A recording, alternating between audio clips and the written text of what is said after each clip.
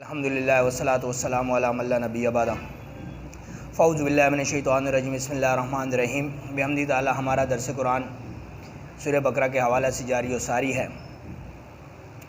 آئیے دیکھیے کہ رب ذوالجلال قرآن دی شان میں کیا ارشاد فرماتا ہے۔ رب ذوالجلال نے قرآن دی شان میں ارشاد فرمایا وقالو، اور وہ کہتے ہیں لن يدخل الجنۃ، کہ کون جائے گا جنت میں، داخل تو نہیں ہو سکتا، الا مگر من کان یہودن او نصارا۔ اب یہ یہود و نصارہ ایک دوسرے کو کہہ رہے ہیں، یہود کہہ رہے ہیں کہ نصارہ داخل نہیں ہوں گے یدخل الجنہ، وہ تو داخل نہیں ہو سکتے جنت میں، اور نصارہ یہودیوں کو کہہ رہے ہیں کہ یہ داخل نہیں ہوں گے۔ اب آپس میں ایک دوسرے کو دوزخی ہونے کا سرٹیفکیٹ دے رہے ہیں اور خود جنتی ہونے کا اظہار کر رہے ہیں، لیکن دونوں کی حالت کیا ہے؟ تلک امانیہم، اب دونوں نے من گھڑت باتیں کی ہیں، ایک دوسرے کو جہنمی بھی کہہ رہے ہیں، اپنے آپ کو جنتی بھی کہہ رہے ہیں، لیکن من گھڑت باتیں ہیں، دونوں کے پاس کوئی ثبوت نہیں ہے۔ کل، رب ذوالجلال نے ارشاد فرمایا کہ اے محبوب پھر آپ فرما دیں، ہاتو برہانکم، کیا آپ کے پاس کوئی دلیل ہے؟ برہان بمعنی دلیل ہے، کہ آپ کے پاس کوئی دلیل ہے کہ آپ ایک دوسرے کو جہنمی کہہ رہے ہیں اور اپنے آپ کو جنتی کہہ رہے ہیں، کوئی دلیل ہے؟ نہیں ہے۔ ان کنتم صادقین، اگر تم سچے ہو تو دلیل دو، دلیل اب ان کے پاس نہیں۔ آگے کیا ہے؟ بلا من اسلم وجہہ، ہاں البتہ وہ لوگ کہ جنہوں نے اپنی گردنوں کو سر تسلیم خم کر لیا للہ، اللہ کے لیے، وَهُوَ مُحْسِنٌ۔ اب یہاں پر وَهُوَ مُحْسِنٌ جو صیغہ استعمال ہوا، محسن سے یہاں مراد مخلص ہے، کہ خلوص کے ساتھ جنہوں نے اللہ کی بارگاہ میں سر تسلیم خم کیا، فَلَهُ، ان کے لیے اجر، بہت بڑا اجر، عند ربہ، اللہ کی بارگاہ میں، ولا خوف علیہم ولا هم یحزنون، ولا خوف علیہم، اور ان کو کوئی خوف بھی نہیں ہے، ولا هم یحزنون، اور حزن بھی نہیں ہے ان کے لیے، دل میں غم نہیں ہے۔ کن کے لیے؟ کہ جنہوں نے صدق دل سے اللہ کی بارگاہ میں اپنے جبین نیاز کو جھکایا ہوا ہے۔ اب یہ لفظی ترجمہ کر رہا ہوں، پھر پس منظر بیان کرتے ہیں۔ آگے فرماتے ہیں وقالت الیہود، اور کہتے ہیں یہود، لیست النصارى علی شیء، یہود کہتے ہیں یہ جو لیست النصارى علی شیء، یہ جو نصارہ ہیں یہ علی شیء، یہ تو گمراہ ہیں، یہاں علی شیء سے مراد گمراہ لیں گے۔ وقالت الیہود لیست النصارى علی شیء، یہود یہ کہتے ہیں یہ نصرانی ہیں، علی شیء، یہ تو گمراہ ہیں، یہ تو کچھ بھی نہیں ہے۔ وقالت النصارى، اور آگے سے نصرانیوں نے کیا جواب دیا؟ لیست الیہود علی شیء، وہ کہتے ہیں یہودی کچھ بھی نہیں ہے، یہ گمراہ ہیں۔ اب ایک دوسرے کو پچھلی آیت میں ایک دوسرے کو لن يدخل الجنۃ کہہ رہے تھے کہ یہ کیسے جنت میں جائیں گے، اور یہاں پر ایک دوسرے کو گمراہ کہہ رہے ہیں۔ اب آپس میں لگے ہوئے ہیں، بحث کر رہے ہیں، اور دلیل دونوں کے پاس نہیں۔ سبحان اللہ۔ پھر کیا ہوا؟ اللہ نے کیا فرمایا؟ وَهُمْ يَتْلُونَ الْكِتَابَ، اللہ ارشاد فرما رہی ہے ایک دوسرے کو کافر کافر کہہ رہے ہیں، ایک دوسرے کو بھٹکے ہوئے کہہ رہے ہیں، ایک دوسرے کو جہنمی کہہ رہے ہیں، اور قُلْ هَاتُوا بُرْهَانَكُمْ، اور برہان ایک کے پاس بھی نہیں ہے، یعنی دلیل کسی کے پاس بھی نہیں ہے۔ اور افسوس کی بات کیا ہے؟ وَهُمْ يَتْلُونَ الْكِتَابَ، حتیٰ کہ دونوں نے کتاب پڑھی ہوئی ہے۔ کیسے کتاب پڑھی ہوئی ہے؟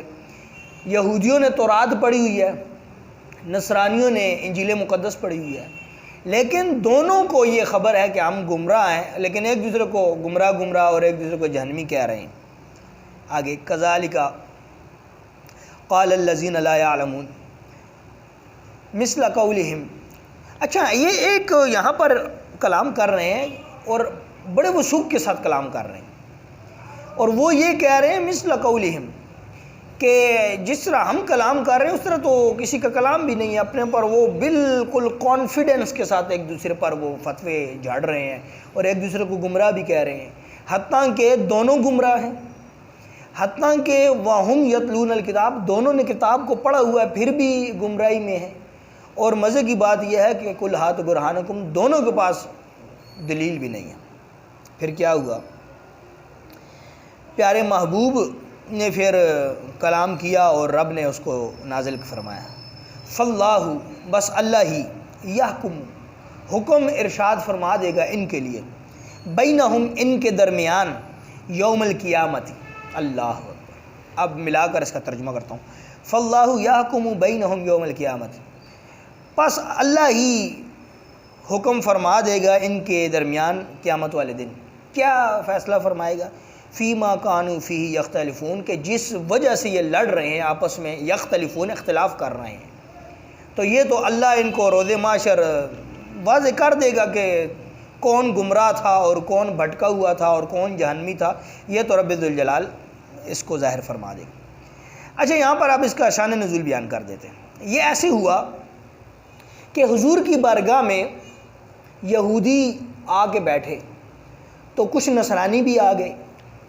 اب جب آمنے سامنے دونوں فوجیں آ گئیں، دونوں پارٹیاں آمنے سامنے آئیں، اور بارگاہ کس کی ہے؟ رسول خدا کی۔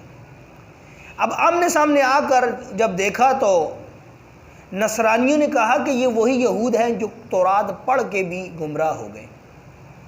تو جب انہوں نے یہ بات کی تو انہوں نے آگے سے جواب دیا کہ یہ وہی نصرانی ہیں جو انجیل مقدس پڑھ کر گمراہ ہو گئے۔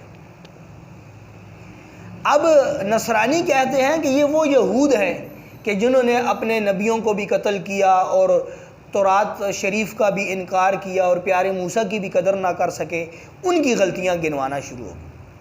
وہاں سے ان کی توپیں اس طرف پھری، اب یہودیوں نے ان کے جو اعمال اور افعال اور کردار ہیں اس پر کیچڑ اچھالنی شروع کی۔ تو اب یہ جب ان کے ہاں گفتگو ہوئی تو پھر کیا ہوا؟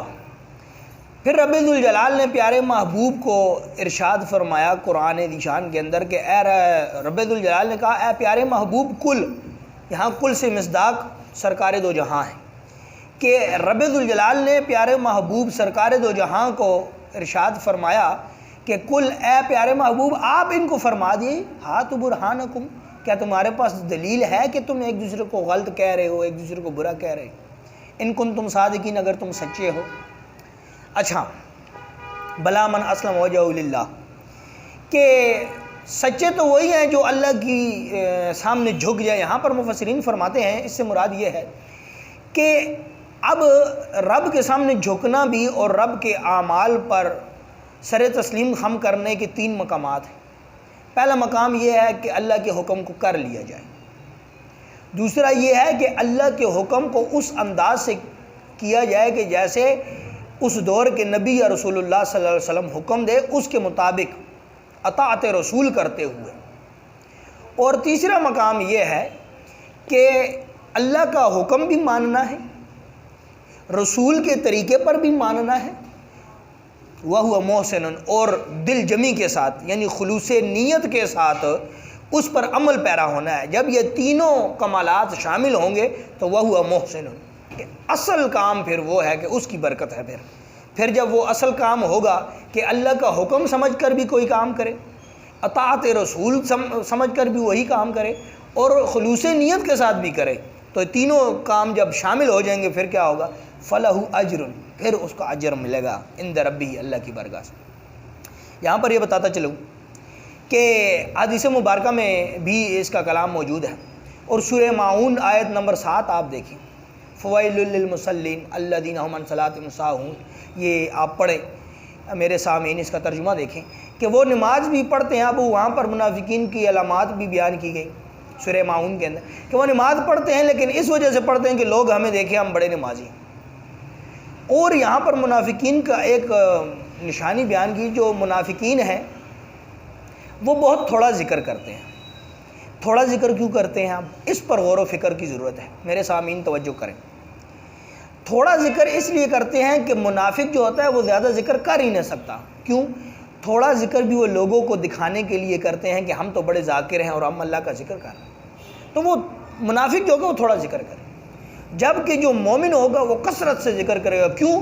وہ جتنا ذکر کرتا چلا جائے گا اس کا لطف بڑھتا چلا جائے گا، اس کا سرور بڑھتا چلا جائے گا، اس کا رب کے ساتھ تعلق اور ربط مضبوط ہوتا چلا جائے گا، اور وہ رب کے اس نور میں جو غوطہ زن ہوتا چلا جائے گا اور وہ اس میں بالکل محو ہو جائے گا۔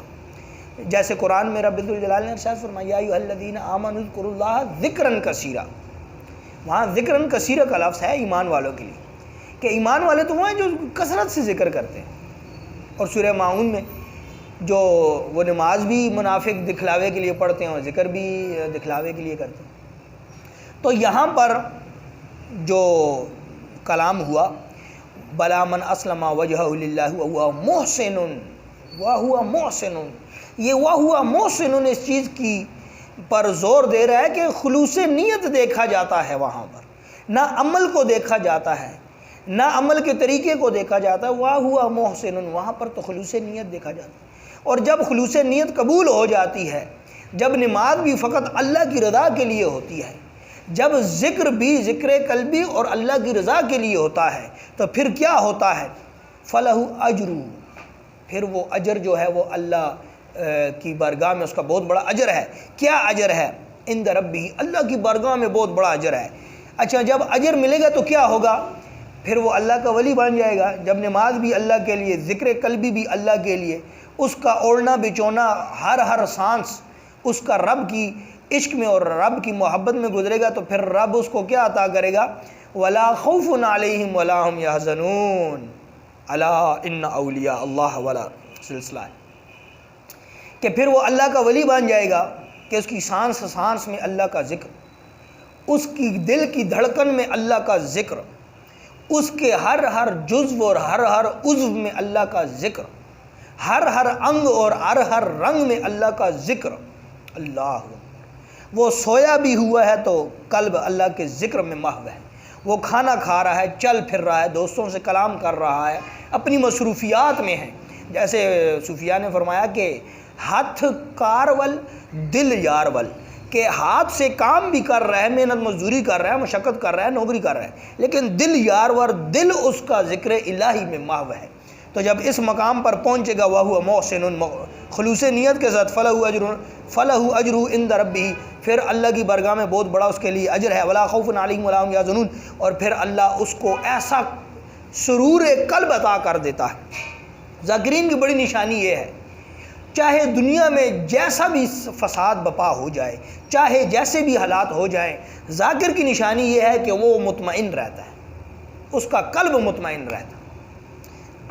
کیوں؟ ولا خوف علیہم ولا هم یحزنون، کہ اللہ اس کے دل کا خوف بھی ختم کر دے، ولا هم یحزنون، اور حزن اس کا غم بھی جاتا رہتا ہے، ختم ہو جاتا ہے۔ پھر کیا ہوا؟ وقالت الیہود، پھر یہود کہنے لگے لیست النصارى، یہ جو نصرانی علی شیء، یہ تو کچھ بھی نہیں، یہ تو گمراہ ہیں۔ جب یہودیوں نے نصرانیوں کو گمراہ کہا تو آگے سے انہوں نے بھی آگے سے جواب قرارہ دیا، وہ کہتے ہیں وقالت النصارى، وہ کہتے ہیں یہ جو نصرانی ہے لیست الیہود علی شیء، یہ یہودی جو ہیں یہ گمراہ ہوئے ہیں۔ اچھا، گمراہ کیسے ہوئے؟ میں پچھلے دروس میں بیان کر چکا، دعا ہے کہ اللہ میرے سامعین کو اتنا حافظہ عطا فرمائے کہ وہ پچھلے دروس یاد رکھیں۔ یہودیوں نے کیا کہا تھا؟ اب دلیل دونوں کے پاس نہیں ہے، کل ہاتھ برہانکم، دلیل جب مانگی حضور نے کہا دلیل دو، تو دونوں پاس دلیل تو نہیں تھی۔ اب دلیلیں کیا تھی؟ دلیلیں یہ تھی کہ جب یہودیوں نے یہ کہہ دیا تھا کہ دوزخ میں تو پہلی بات ہے ہم جائیں گے ہی نہیں، اگر گئے تو یا 7 دن کے لیے جائیں گے یا 7 راتوں کے لیے جائیں گے یا کچھ ٹائم کے لیے جائیں گے، اس کے بعد ہم جنت سے دوزخ سے نکل جائیں گے، پھر معاذ اللہ حضور کی امت ہی ہمیشہ اس میں رہنے والی ہے۔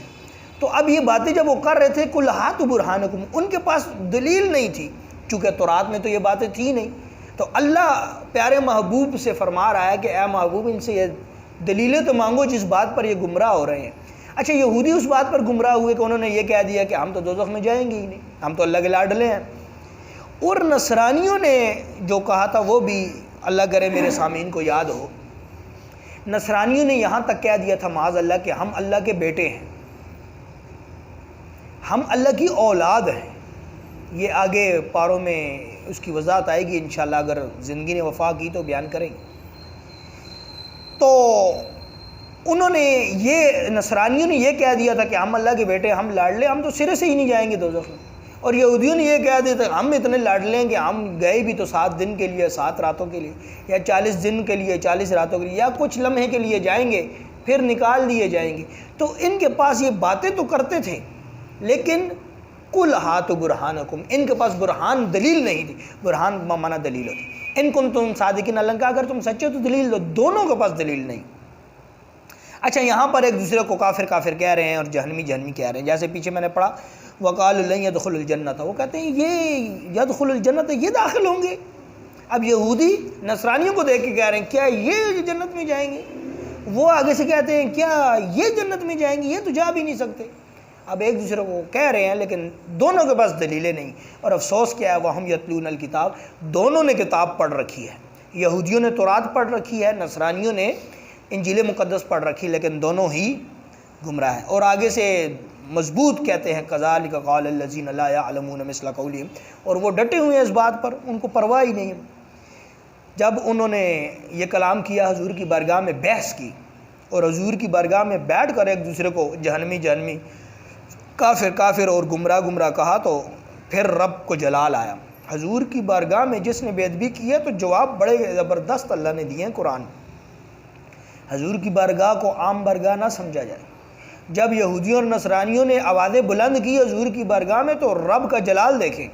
رب نے کہا فَاللَّهُ يَحْكُمُ، کہ جب اللہ کی بارگاہ میں حاضر ہوگے نا، اللہ نے فرمایا جب میری بارگاہ میں حاضر ہوگے تو یحکم، میں تمہارا حکم صادر کر دوں گا، تمہیں بتلا دوں گا. بینہم، تم دونوں، یہ جو بینہم تم آپس میں مابین جو جھگڑ رہے ہو، بینہم مابین جو جھگڑا کر رہے ہو، میرے محبوب کی بارگاہ میں آوازیں اونچی کر رہے ہو، فاللہ یحکم، تمہارا میں حکم صادر کر دوں گا تمہارے درمیان یوم القیامت، قیامت والے دن، فیما کانوا فیہ یختلفون، کہ جس پر تم لڑ رہے ہو، آپس میں مر رہے ہو اور بغیر دلیل کو ایک دوسرے کو کافر کافر کہہ رہے ہو. یہ جب یوم القیامہ قیامت والے دن آؤ گے تو فاللہ یحکم بینہم، تو پھر اللہ تم دونوں کے درمیان میں فیصلہ فرما دے گا کہ تمہارا کیا انجام ہے. تو آج کا یہ درس یہیں پر اختتام کرتے ہیں، اور انشاءاللہ اسی مفہوم کو اور اسی مضمون کو آگے چلانے کی کوشش کریں گے. دعا ہے رب ذوالجلال عمل خالص کی توفیق عطا فرمائے. وما توفیقی الا باللہ.